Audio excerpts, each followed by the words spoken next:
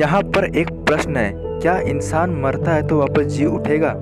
क्या इंसान मरता है तो वापस जी उठेगा? अगर इंसान मरता है तो यह समस्या नहीं है, समस्या है लाई मौत और ज़िंदगी का, ज़िंदगी और मौत का। क्या आपने यह कभी सोचा है?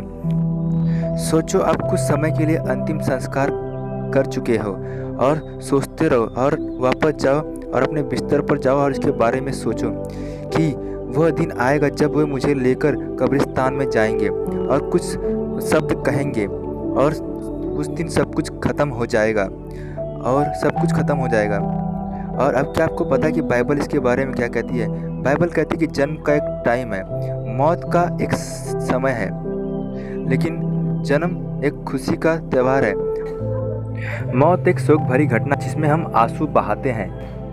मैंने ब्राज़ील के एक व्यक्ति के बारे में पढ़ा था जिसने दावा किया था कि वह 134 साल जिया, लेकिन वह मर गया क्योंकि लाइफ के अंत में मौत ही है। बाइबल बताती है कि जीवन बहुत छोटा है और यह फूल की तरह है, जिस तरह फूल धीरे धीरे बढ़ता है और फिर बिखर जाता है।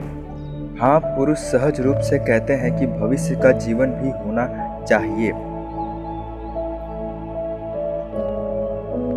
लेकिन उस जीवन के बाद और एक वैसा जीवन होना चाहिए। और यह सब होने के बाद यहाँ केवल एक व्यक्ति को बोलने का अधिकार हो सकता है, जो कि इस विषय पर बोल सकता है, क्योंकि वह कब्र से आया है और वह जी उठा है और उसका नाम यीशु मसीह है।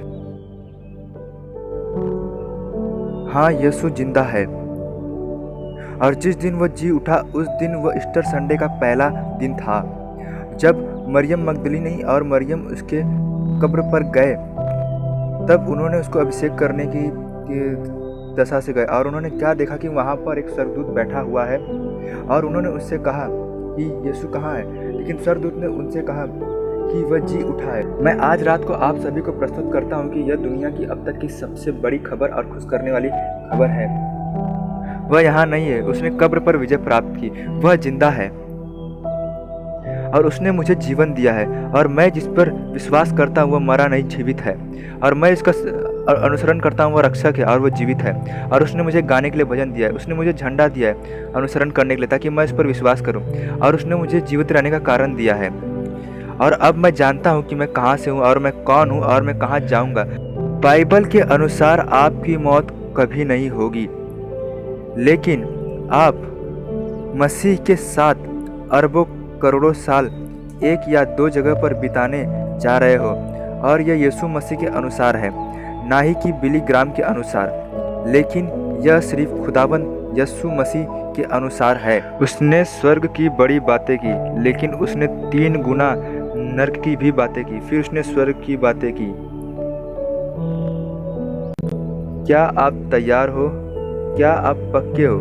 क्या तुम तैयार हो?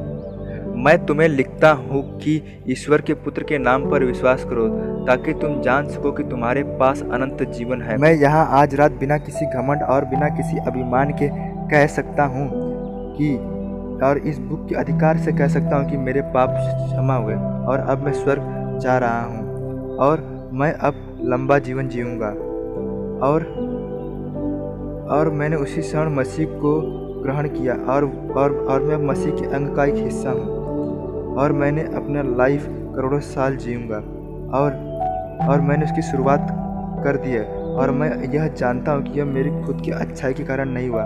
मैं स्वर्ग पर इसलिए नहीं जाऊँगा कि मैंने धरती पर अच्छा जीवन जिया, या इसलिए नहीं जाऊँगा कि मैंने बड़ी भीड़ को प्रचार किया, बल्कि मैं स्वर्ग पर इसलिए जाऊँगा कि मसीह क्रूस पर चढ़ाया गया और उसका अनुग्रह हम पर हुआ और हम बचाए गए, ना कि हम खुद के द्वारा, कामों से नहीं तो ऐसा होगा कि आदमी खो जाएंगे। हम स्वर्ग इसलिए नहीं जा रहे कि हम अच्छे हैं, हम स्वर्ग इसलिए नहीं जा रहे कि हम काम करते हैं, हम स्वर्ग इसलिए नहीं जा रहे कि हम चुका चुके, बल्कि हम स्वर्ग इसलिए जा रहे हैं कि मसीह सूली पर चढ़ गया और उसने हमारे लिए सब कुछ कर दिया। अब सिर्फ हमें प्राप्त करना है और ये बहुत ही आसान है। इसकी सादगी पर लाखों ठोकर खाते जब आप भगवान को बना हुआ देखते हैं, और ये बहुत ही आसान है और इस पर बच्चा भी विश्वास कर सकता है, और ये बहुत आसान और ईजी। इस पर एक अंधा आदमी, एक बहरा आदमी और एक गूंगा आदमी भी विश्वास कर सकते हैं और इस पर किसी भी जाति धर्म का और किसी भी राष्ट्र का आदमी और किसी भी भाषा का आदमी भी विश्वास कर सकता है। खुदा सिर्फ इतना ही कहता है कि स्वर्ग पाने के लिए आपको विश्वास करना होगा।